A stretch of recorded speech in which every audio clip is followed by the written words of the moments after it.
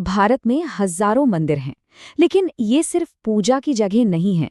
ये तो पत्थर पर उकेरी गई कहानियां हैं। ये हमारे देश के इतिहास, संस्कृति और उसकी आत्मा के जीते जागते सबूत हैं। एक तरफ उत्तर में हिमालय की गोद में केदारनाथ जैसे मंदिर हैं, जहां आस्था और प्रकृति का ऐसा संगम देखने को मिलता है जो कहीं और नहीं है। और जब हम मैदानी इलाकों में आते हैं तो कोणार्क के सूर्य मंदिर जैसे वास्तुशिल्प के अजूबे दिखते हैं, जिनका सच में हर एक पत्थर कुछ कहता है। वहीं अगर दक्षिण भारत की ओर बढ़ें तो मंदिरों के ऊंचे ऊंचे प्रवेश द्वार, जिन्हें गोपुरम कहते हैं, हमारा स्वागत करते हैं। ये अपने आप में ही कला के बेहतरीन नमूने हैं। तो फिर सवाल यही है कि इन पत्थरों के पीछे आखिर कौन सी कहानियां छिपी हैं? इन्हें ठीक से समझने के लिए हमें इनके डिजाइन, इनके बनने के पीछे की वजह और इन्हें बनाने वालों को जानना होगा। तो इन मंदिरों को समझने का सबसे पहला कदम क्या है?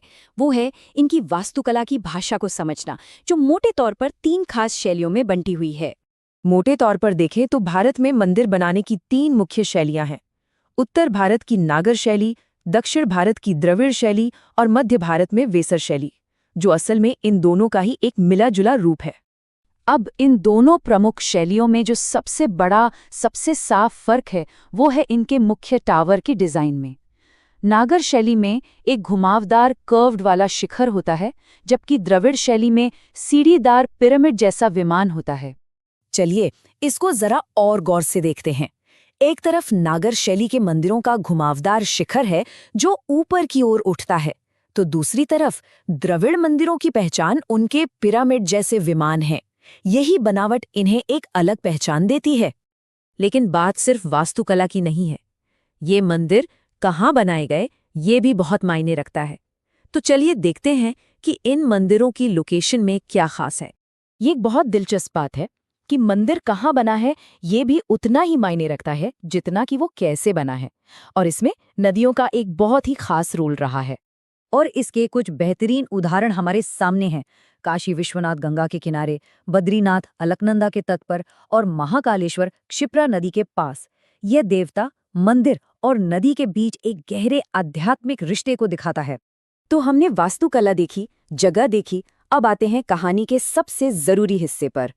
वो लोग कौन थे जिन्होंने भक्ति और शक्ति के प्रतीक के तौर पर इतने विशाल मंदिर बनवाए? सदियों से कई बड़े बड़े राजवंशों ने ये शानदार मंदिर बनवाकर इतिहास में अपनी छाप छोड़ी, और हर एक की अपनी एक अलग, एक अनूठी कलात्मक पहचान थी। एक उदाहरण लेते हैं, तंजावुर का वो शानदार बृहदीश्वर मंदिर।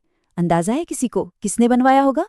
जी हाँ, उसे बनवाया था महान चोल राजा राजराज चोल प्रथम ने। ये अद्भुत द्रविड़ मंदिर उन्हीं की देन है। अच्छा, एक और सवाल, कोणार्क का वो रथ वाला सूर्य मंदिर, उसके बारे में क्या ख्याल है? उसे किसने बनवाया? इसे बनवाया था गंग राजवंश के राजा नरसिंहदेव प्रथम ने। तो देखिए, यहाँ सबसे जरूरी बात समझने वाली ये है कि ये मंदिर सिर्फ पूजा की जगह नहीं है, बल्कि ये इतिहास की वो किताबें हैं जो हमें उस दौर के राजाओं और उनके साम्राज्यों की कहानी बताती हैं। तो अब तक हमने जो भी बातें की हैं उन्हें एक साथ जोड़कर देखते हैं। ये मंदिर कोई पुराने शांत म्यूजियम नहीं है, बल्कि ये भारत के सांस्कृतिक और आध्यात्मिक जीवन का एक धड़कता हुआ, जीता जागता हिस्सा है। और हाँ, ये जानना भी जरूरी है कि ये मंदिर किन देवी देवताओं को समर्पित हैं। जैसे सोमनाथ मंदिर भगवान शिव को, तिरुपति मंदिर भगवान विष्णु को और वैष्णो देवी का मंदिर देवी माँ को। तो कुल मिलाकर देखें तो ये मंदिर अपनी अनोखी बनावट, अपनी पवित्र जगहों और अपने शाही इतिहास के साथ एक तरह से पूरे भारत का ही एक सांस्कृतिक नक्शा तैयार करते हैं। और अंत में एक सवाल सबके लिए, ये जो शानदार मंदिर है, क्या ये सिर्फ हमारे गुजरे हुए कल की एक निशानी है, या फिर हमारे आने वाले कल के लिए भी एक